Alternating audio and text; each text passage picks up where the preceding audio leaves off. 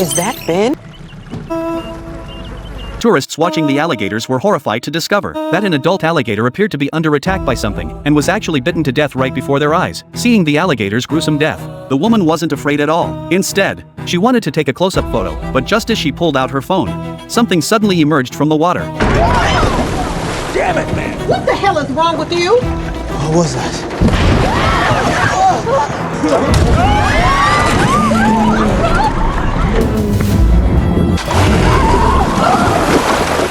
The story begins with a vacation. Due to high work stress, Sistine worked 8-hour shifts every day. To unwind, she and her friend decided to take a trip. They arrived in New Orleans, a place famous for its wildlife. The area is full of wetland parks and swamps, and the most famous attraction is the alligators. It's said that the adult alligators here are 5 meters long and can easily swallow a person whole in one bite. After hearing a presentation from a guide named Rodrigo, they learned there was an alligator watching tour scheduled for the next day. Not only was it half price, but it also included round-trip transportation. But that wasn't the main attraction. The package included a tour to see adult alligators. When they heard this, Sistine and Hannah both thought it sounded great. They signed up for tomorrow's tour on the spot. But, eager to save money, they didn't realize that New Orleans swamps aren't just open to anyone. Early the next morning, Sistine and Hannah woke up. When they came downstairs, Rodrigo was standing at the hotel entrance, recruiting customers. Joining them were 4 other tourists, Tim and his 2 children, Sally and Mikey, as well as Dion, who worked in mutual funds. Seeing the cramped car, Dion felt uneasy. I'm Dion, but you can call me Dee.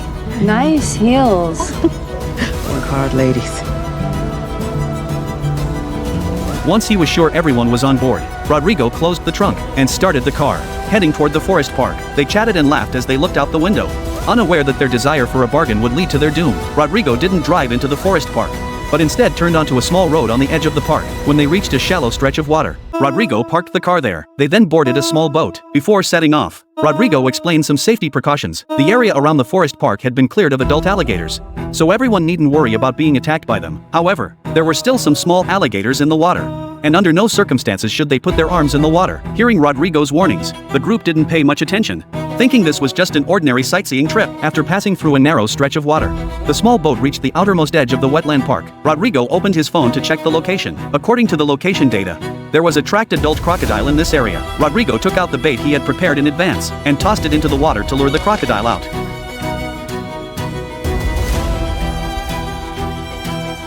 As he watched the water's surface, Rodrigo found it a bit odd. Usually, the crocodile would appear as soon as he tossed the bait, but today there was no reaction. Rodrigo assumed the crocodile was full, although he found it a bit strange. He didn't think much of it. Rodrigo started the boat, preparing to take everyone away, but just as they were about to turn back, Dion spotted a crocodile on the shore. Rodrigo recognized it as the one they'd come to see, but something about the crocodile on the shore seemed off. Seeing the crocodile on the shore, Dion wanted to take a photo, but Tim thought it was a bit dangerous. The crocodile had been killed and left on the shore, and there were creatures even more dangerous than crocodiles. But Dion wouldn't listen. She offered a $300 tip and insisted that Rodrigo row the boat closer. However, just as Dion was taking a photo, the small boat suddenly began to rock violently. What the hell is wrong with you? What was that?